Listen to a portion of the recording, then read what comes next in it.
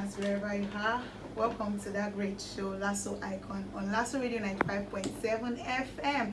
My name is Fumilayo Akonishele, and you know how we did on the show where we bring you people who are contributing remarkably well to the growth and development of Lagos State University. And today, our guest today, we've been trying to bring him for a while now, but he has been so busy with, the school activities, trying to make sure that things are how we should be. Yeah, so our guest today is an associate professor. Are you guessing already?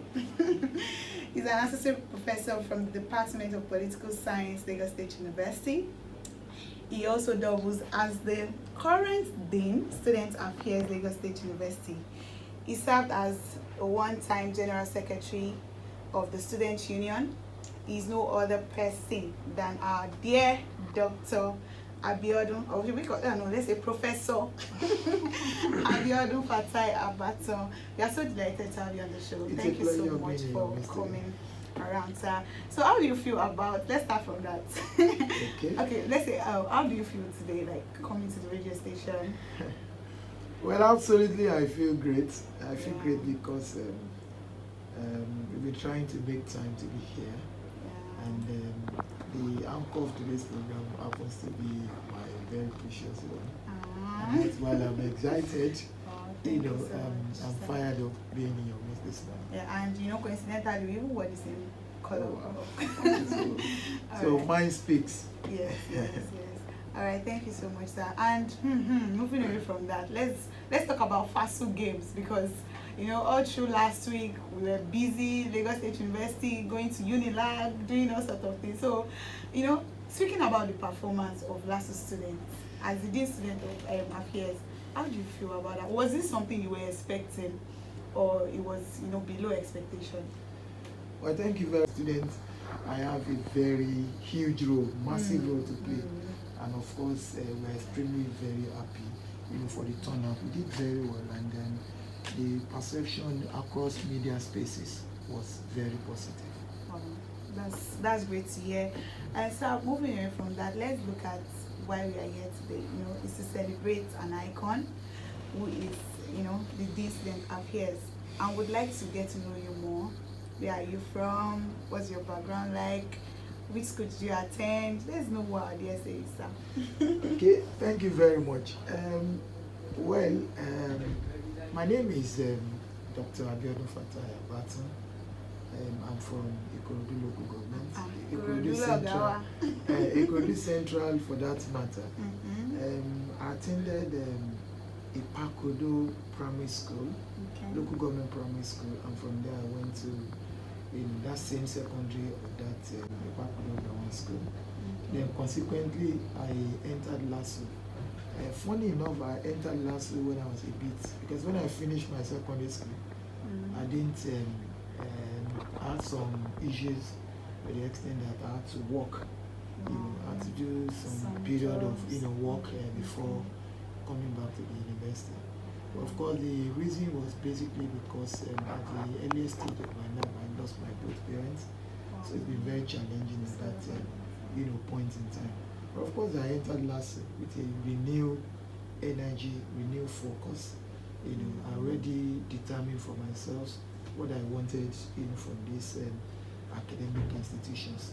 I felt that, okay, because most of my contemporaries at that point in time, they've entered university. In fact, some of them I entered when they're almost graduating from the university. So because you had to work. So on the basis of that, I made up my mind that I was going to make good use of this opportunity. So when I entered university, it was like a tripartite activities for me, from home to the classroom, from the classroom to the library, and from the library back home, 100 level. So it was not a coincidence that in 100 level I was in 5.0. Wow. Yes, wow. In 100 level. But consequently, when we got to 200 level, because of my humanitarian service, in my faculty of social sciences, I was the tutorial committee chairman at that point in time. So on the basis of that, people saw my efforts, and at the same time, I was also the school football school captain So I was very popular at that point in time. A lot of people know me, not only for sporting activities, but also for academic activities. As the chairman of the Experience Committee in my faculty, so it's created an opportunity for people to start asking me to contest. So the basis of that, went for LASU. Before I get to LASU, I contested for secretary of my faculty association, SOSA, LASU. So I won. From there, people felt that I need to push forward. And of course, I did, and I became the 13th General Secretary of LASU. But however, during that period, while I was engaging in all of these secondary activities, my primary activities, I was still taking it very serious. And to God be the glory, I not only graduated as the best student from my own department, I graduated as the best graduating student from my faculty in that class. I think I graduated with a 4.48. And I also know that it was because of the activism and all of that, that really, normally I am a first-class student. But as a matter of fact, I didn't have regrets, being in union, because those things actually prepared me, for the challenges today. So immediately when I finished, I went for my service. During my youth call, I got a job with EcoBank. And so, but my colleagues, Professor, my lecturers, Professor Abaka Momo, and Professor Adejimobi side, were thinking that no, you are going to waste your talent. You need to come back. Yes, you need to come back. So I worked with EcoBank for 6 months. Then after 6 months, a master's form came out in UI. I went to UI, so I started my master's. I completed it. So immediately I completed my master's, because before I went for that master, I was already given retainership as a graduate assistant in the department. So, but I left because I saw that job. So eventually, when I came back, I got a graduate assistant job back in LASU during the regime of Professor Hussein, Latif Hussein. So and we started from there, moving, along the rope. Assistant lecturer, lecturer 2. Lecturer 2, I went to, that was in 2013. I went for my PhD. I started my PhD in UI because immediately I finished in 2006, I started my PhD. But unfortunately, my supervisor, the Professor Abiodun Abaji, happens to take a job at Obafemi Awolowo Institute. So on the basis of that, he was not available to supervise me. So I think I languished for 2 years or thereabouts. And consequently, I went to South Africa. I got a TED fund scholarship funding on a training program to South Africa. And that's where University of KwaZulu-Natal, South Africa. It happens to be the 4th best university in Africa at that time. So I had my PhD there, and I finished in record time. Going back to the university. It's been a great journey. And I think if we keep talking about it, we won't have enough time to do that. All right. Now let's move away from that and look at your experience so far as the Dean Student Affairs. So fine, we know that there are definitely going to be challenges and all of that. But what do you find most fulfilling about your role as the DSA? Okay. Well, so let me start by appreciating the Vice Chancellor, because I never expected to be the Dean of Student Affairs, not even in my own thinking or imagination.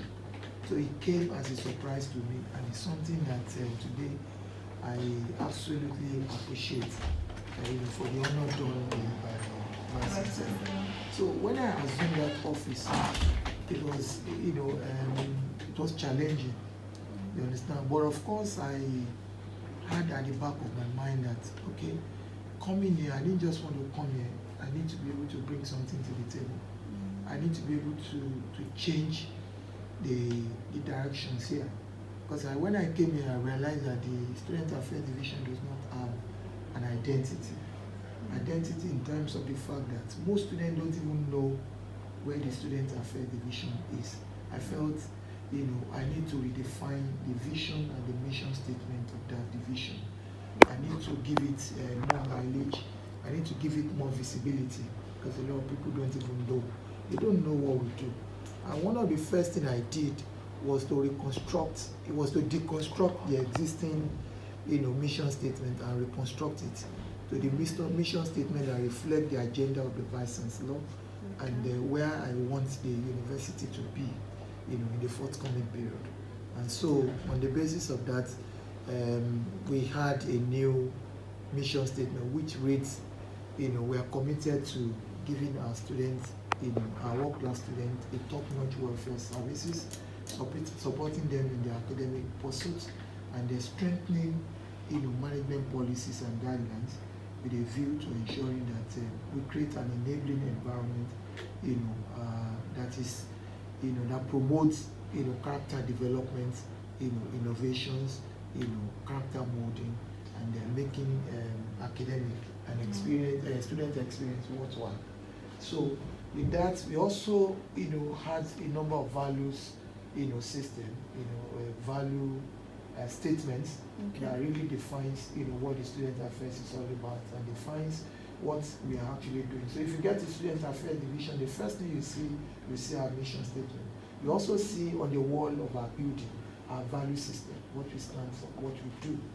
And on the basis of that, because my agenda is for us to be able to leverage on the existing facility, for us to be able to, create world-class students that will be change exponents, that will be able to build another Silicon Valley, for this university. Students that will be, globally competitive, students that will reflect our value system, students that will be able to, promote the image of the university with a view to ensuring that we attain the objective set, by the Vice Chancellor. So it's something that has been my calling, relating with younger people, because I've had a lot of experience being a board, board chairman of several youth organizations, been involved in youth scholarships and all of that. So that's given me opportunity to relate with young people. And coming, from the background of student union leader, I already know the mindset of students. So it's been very easy for me relating with the student. But sometimes the challenge has always been that the work is so enormous, it's very huge, and it requires that you need to be proactive, you have to be available, you have to be on ground, you have to be savvy, and you have to be physically fit, to be able to. Those are some of the challenges, been very challenging. If you're not fit, you can't do this job. If you're not, if having a lot of, because student issues, I've had issues having to, emotional intelligence. I've had situation having to go to a student hostel who is under a distress situation to rescue them, and coming back around after 12. So it's as bad as that. Every time they have problem at the stations or anywhere, I have to show up. I have to be there to show up to assist them. So it's been a worthwhile experience, because the student affairs now is now a place where we operate 24 hours, whatever. You can call me anytime. It's an open door policy. Students, we sit down in my office to get together, we interact. Well, I don't know whether you are there the last first. The volunteers, they elected to carry me and start throwing me up and down, and all of that. So it's been a wonderful experience, even though there are minor challenges, but those challenges, they are not insurmountable. We have been able to address them, address them positively in such a way that it becomes a gain for us. Wow, thank you so much. I would have loved to continue this conversation, because trust me, it's been so interesting, educative and all.